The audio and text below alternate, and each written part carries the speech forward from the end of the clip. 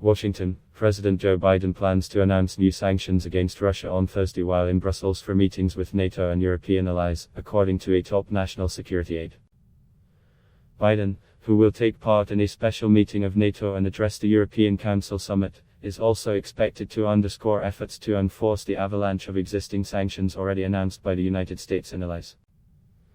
He will join our partners in imposing further sanctions on Russia and tightening the existing sanctions to crack down on evasion and to ensure robust enforcement, said White House National Security Advisor Jake Sullivan, who declined to further preview new sanctions the president will announce.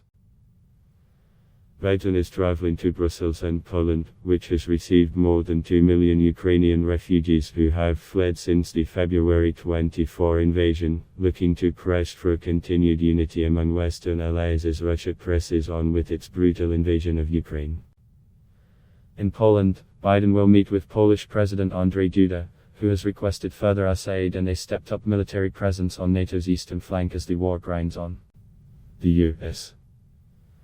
has already more than doubled its regular troop presence of more than troops. Currently, there are about U.S. troops in Poland. Estonia, Latvia, Lithuania and Romania have also called for a greater NATO or US military presence in recent weeks. Sullivan suggested that could be coming soon as Biden plans to have talks on longer-term adjustments to NATO force posture on the eastern flank.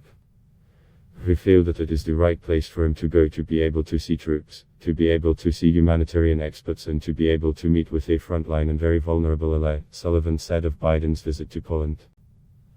Talks on troop adjustments are already underway. Last week, at NATO's Brussels headquarters, U.S. Defense Secretary Lloyd Austin and his counterparts weighed what defenses to set up on the organization's eastern flank, from Estonia in the north through Latvia, Lithuania and Poland down to Bulgaria and Romania on the Black Sea. The aim is to deter President Vladimir Putin from ordering an invasion of any of the 30 allies, not just for the duration of this war but for the next 5-10 years. Before launching it, Putin had demanded that NATO stop expanding and withdraw its forces from the east. The opposite is happening. In just the past 2 months, the U.S. presence in Europe has jumped from about troops to about, which is nearly as many as were there in 1997 when the United States and its NATO allies began an expansion of the alliance that Putin says threatens Russia and must be reversed. By comparison, in 1991, the year the Soviet Union dissolved, the United States had troops in Europe, including in Germany alone, according to Pentagon records. The number then dropped steadily, reaching in 2005 and about as recently as 2020.